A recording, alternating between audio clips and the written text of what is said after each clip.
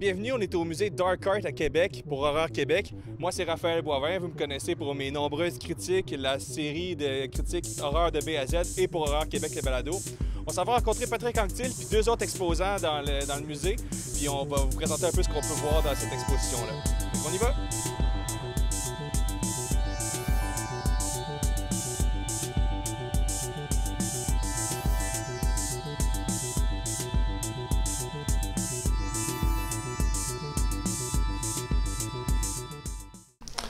On est avec Patrick Anctil, qui est exposant ici puis responsable des relations publiques. Oui. Dans le fond, Patrick, je voudrais ça commencer par te demander, ça fait combien de temps que ça existe ici, le musée Dark Art là, à Québec? Ça fait 2 ans. On change d'exposition à chaque année. On renouvelle l'exposition annuelle à chaque fin d'année. Donc là, c'est notre deuxième exposition actuellement qui prend fin. Donc, ça nous fait plaisir de vous inviter, Horreur Québec, à découvrir toutes ces belles œuvres d'art-là. Et il va y en avoir une prochaine en 2024, à partir du printemps. Puis il y a environ combien d'artistes qui exposent actuellement? Puis... Une quinzaine. Okay. À peu près tous les médiums, autant sculpture, peinture, photographie, peinture à l'huile, à l'acrylique. On a vraiment une belle diversité au niveau des styles, des médiums, mais on essaie toujours d'avoir des expositions collectives assez bien garnies. Il y a beaucoup de bons créateurs, bonnes créatrices dans ce domaine-là au Québec. Il n'y avait juste pas beaucoup de tribunes. Oui. Justement, c'était quoi un peu votre aire d'aller? Qu'est-ce qui fait que quelqu'un peut exposer ici? Oui, c'est ça. Ben, dans le fond, il y a la thématique, évidemment. C'est dark, c'est l'épouvante, mais c'est aussi tout ce qui est surréel, surréalisme, science-fiction, fantastique.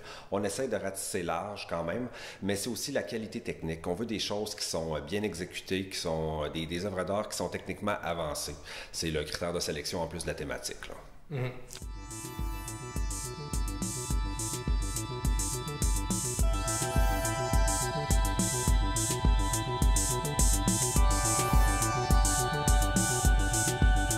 Moi, c'est ça, je fais de la sculpture sur bois et métal, donc c'est vraiment de la taille directe dans des arbres. C'est tronçonné à la scie mécanique. Ensuite, c'est brûlé au chalumeau pour conférer un aspect plus obscur. Puis il y a toutes sortes de récupérations de pièces de métal rouillées qui sont incorporées au travers du bois. C'est vraiment un mariage de bois brûlé puis de métal rouillé. Puis moi, je choisis le bois parce que ça a beaucoup de références à tout ce qui est sorcellerie un peu occulte. C'est comme ça que la matière me parle. Puis le métal, c'est tout le look industriel. C'est sur le côté industriel, donc les deux mélangés ensemble. J'essaie de créer des divinités obscures, un peu des créatures, des chimères. Je m'inspire beaucoup de l'univers de Clive Barker. Effectivement, il y a beaucoup de gens qui trouvent que ça ressemble un peu à Hellraiser au Cénobite. Puis effectivement, au niveau du noir et du rouge, des couleurs, j'aime beaucoup son univers.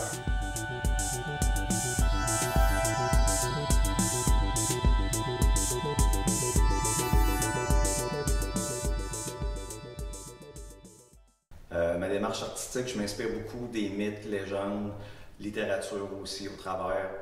À partir de ça, là, je fais une composition pour arriver à une esthétique qui me plaît en général. Elle, c'est une banshee, elle s'inspire justement des mythes celtiques irlandais. Donc, j'ai fait mon interprétation. Normalement, elle est moins, la légende est moins hardcore un peu que ça.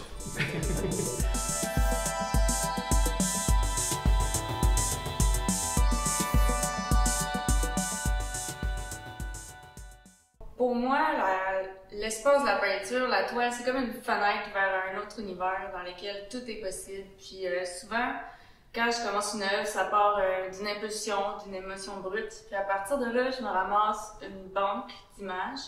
Je fais des montages jusqu'à temps que j'atteigne la composition puis les couleurs qui me plaisent. Puis à partir de là, ensuite, je l'interprète en peinture. Puis c'est là que je laisse aller la touche picturale qui est vraiment importante pour moi. Je veux qu'on sente le coup de pinceau.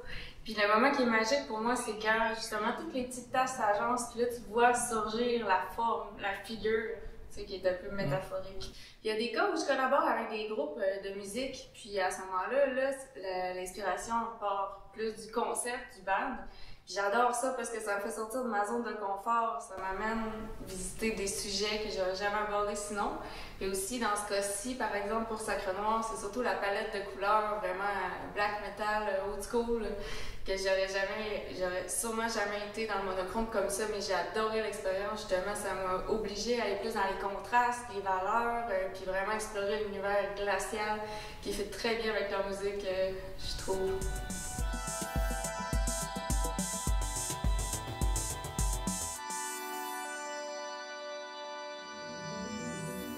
Donc, on a beaucoup d'exposants, exposantes ici, mais un des exposants que je trouve vraiment intéressant, que son travail me fascine, c'est le travail de Jean-Michel Chalette.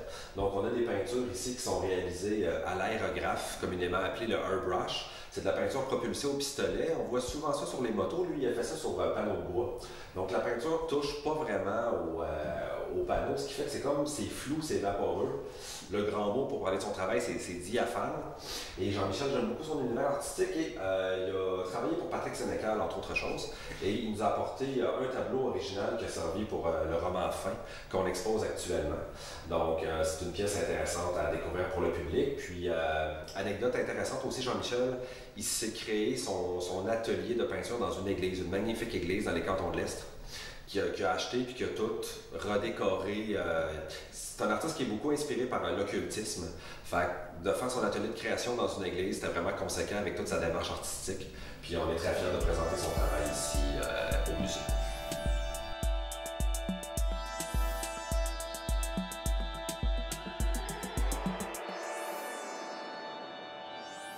Durant l'été, on est ouvert tous les jours, tous les soirs, temps plein. Puis on est, c'est ça, plusieurs personnes à recevoir les gens.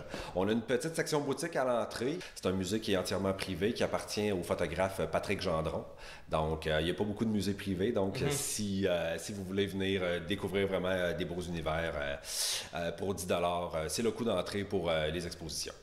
Puis les gens qui viennent ici, ils peuvent s'attendre à découvrir essentiellement, comme tu disais, des peintures, des sculptures. Ouais, ben c'est pas un musée d'horreur. C'est vraiment un musée d'art d'épouvante, mais dans le créneau dark, science-fiction. Donc, c'est ça. Il y a personne qui va faire un jump scare ici. Non. il faut aimer l'art. Il faut aimer l'art, mais c'est comme aller au musée, dans un musée peut-être plus traditionnel, mais vraiment dans le créneau plus obscur.